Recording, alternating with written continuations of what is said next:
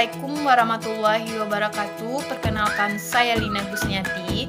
Saya dari Keperawatan 6A dari Universitas Wardeko Bukit Tinggi. Di sini dosen pembimbing saya adalah Ibu Nurse Fitrianola Kiki SCAP MCAP dengan mata kuliah yaitu metodologi penelitian. Di sini saya akan membahas tentang proposal mini saya di bagian bab 3 dan bagian bab 4. Adapun judul proposal mini saya yaitu hubungan kualitas tidur dengan kadar gula darah pada pasien diabetes mellitus tipe 2 pada wilayah kerja Puskesmas Tapan pada tahun 2021.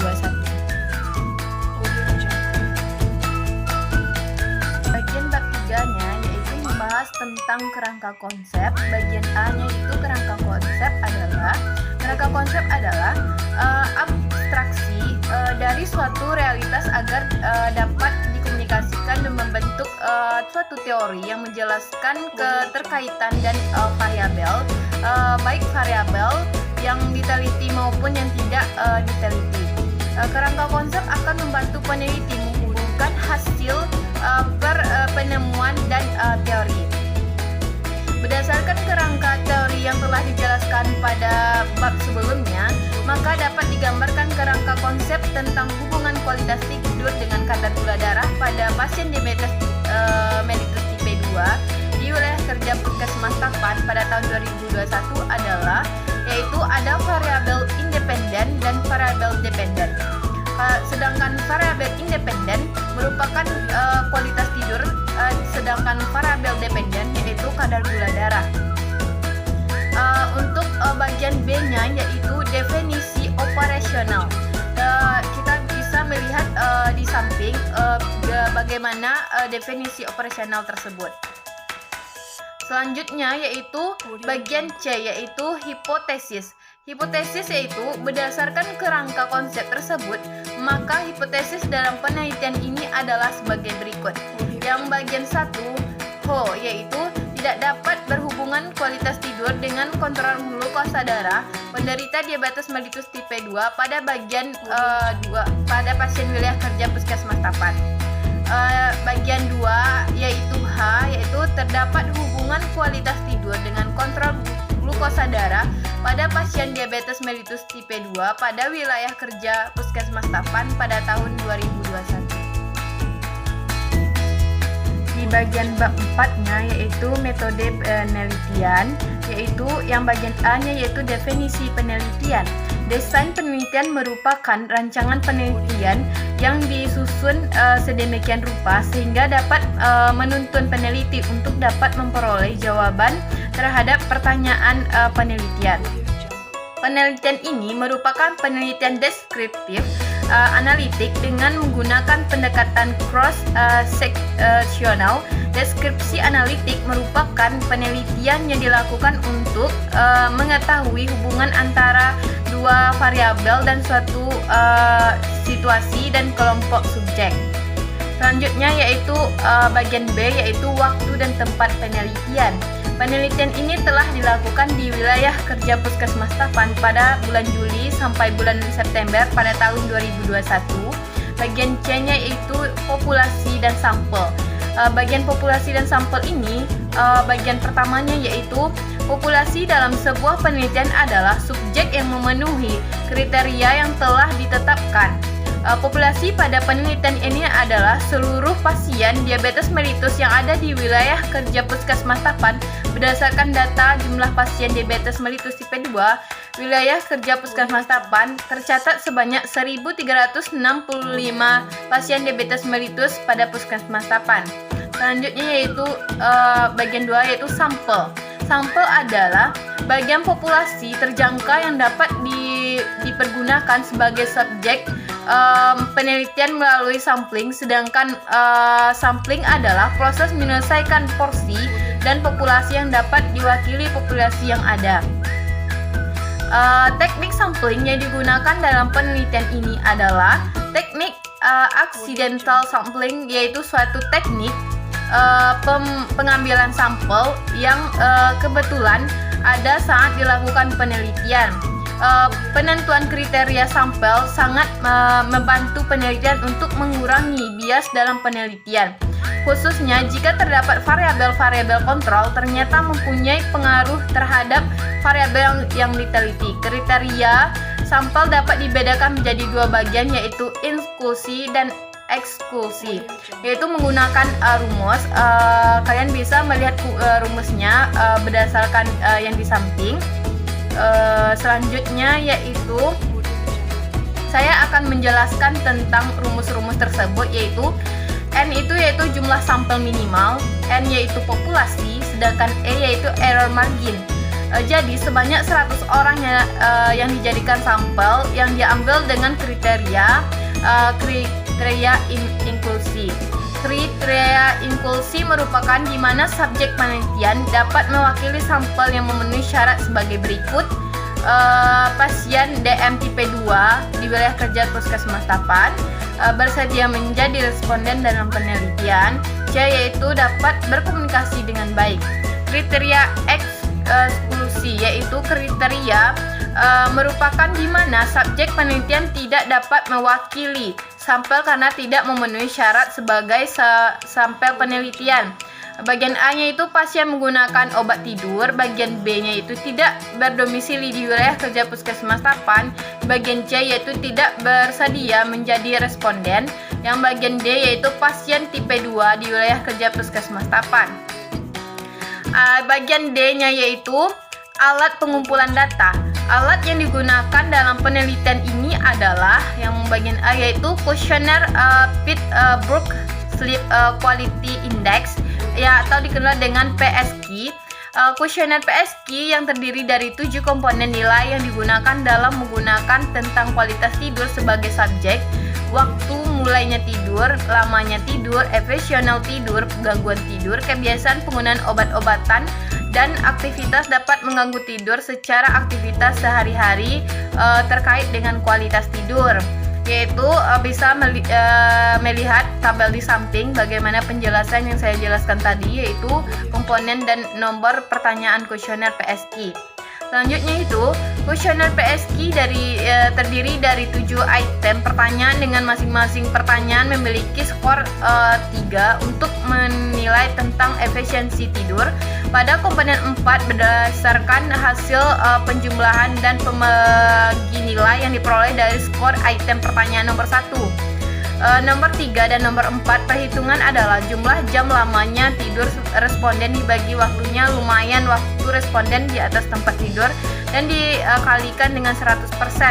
Penilaian ini diterapkan sebagai berikut. Jumlah hasil 85% beri skor 0,75 kurang 84%, diberi skor 1,65 74%, beri skor 2 kurang dari 65%, diberi skor 3. Total skor diperoleh dengan jumlah skor komponen dari 1 sampai 7 dengan rentang 0,21. Kualitas tidur baik jumlah memiliki PSQ kurang lebih dari kualitas tidur buruk jika nilai PSQ kurang dari 5. Lembar bagian B yaitu lembar observasi kadar gula darah.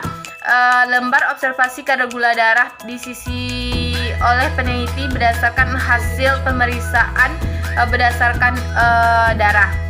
Selanjutnya ya bagian E yaitu uji validitas dan rehabilitas.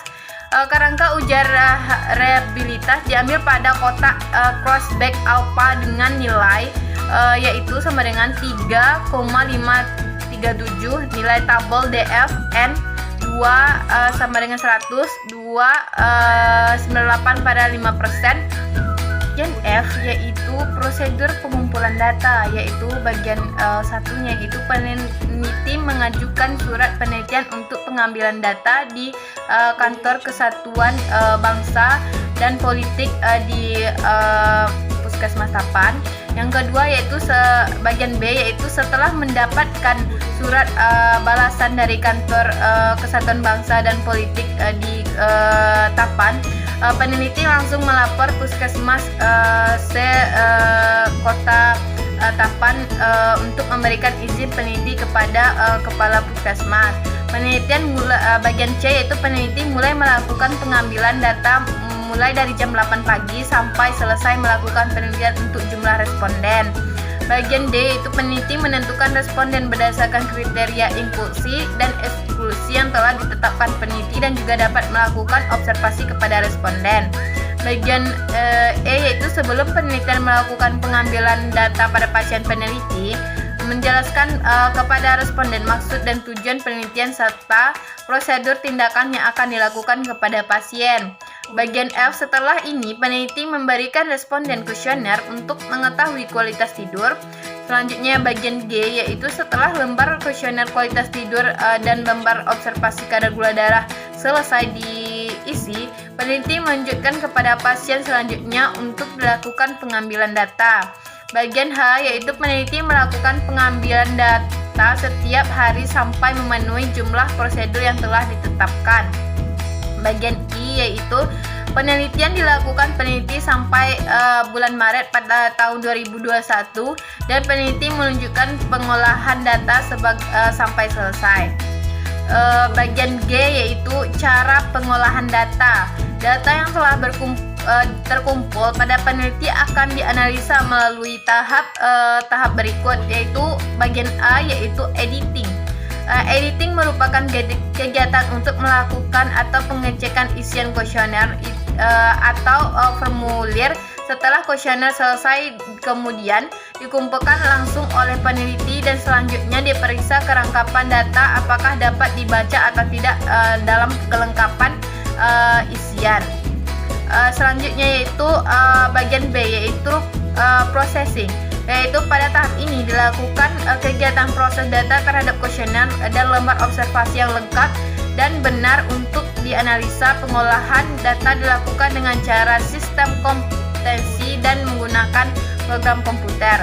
Selanjutnya yaitu bagian C yaitu bagian C coding. Setelah semua kuesioner diedit atau disorting, selanjutnya dilakukan pengkodean atau coding, yakni mengubah data berbentuk kalimat atau huruf menjadi data angka atau bilangan.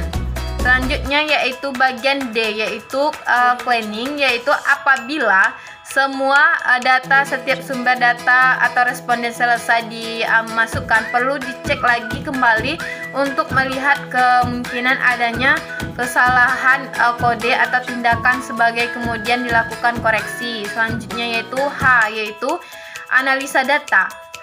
Bagian A-nya yaitu analisis univariat, yaitu analisa ini dapat menggambarkan distribusi frekuensi dan variabel yang diteliti, baik variabel independen maupun variabel dependen.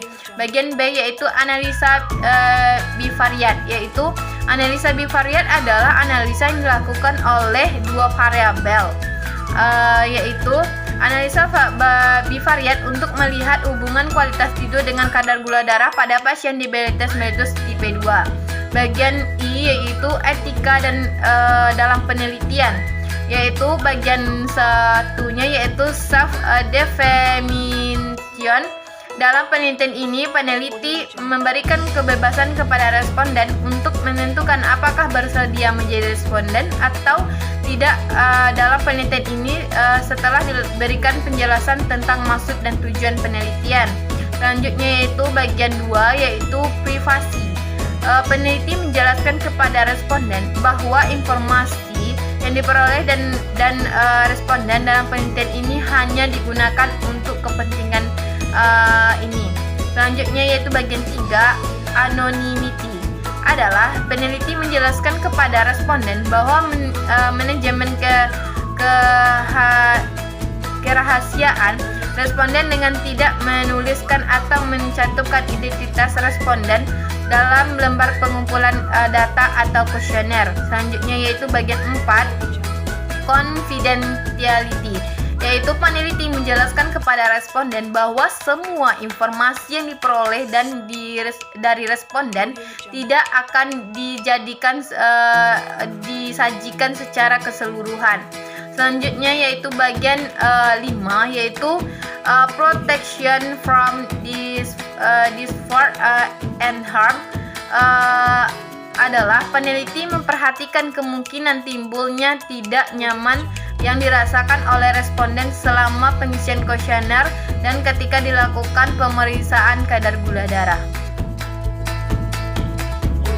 Demikianlah penjelasan video tentang proposal mini saya di bagian bab 3 dan bab 4 dengan judul yaitu hubungan kualitas tidur dengan kadar gula darah pada pasien diabetes mellitus tipe 2 pada wilayah kerja Puskesmas Tapan pada tahun 2021.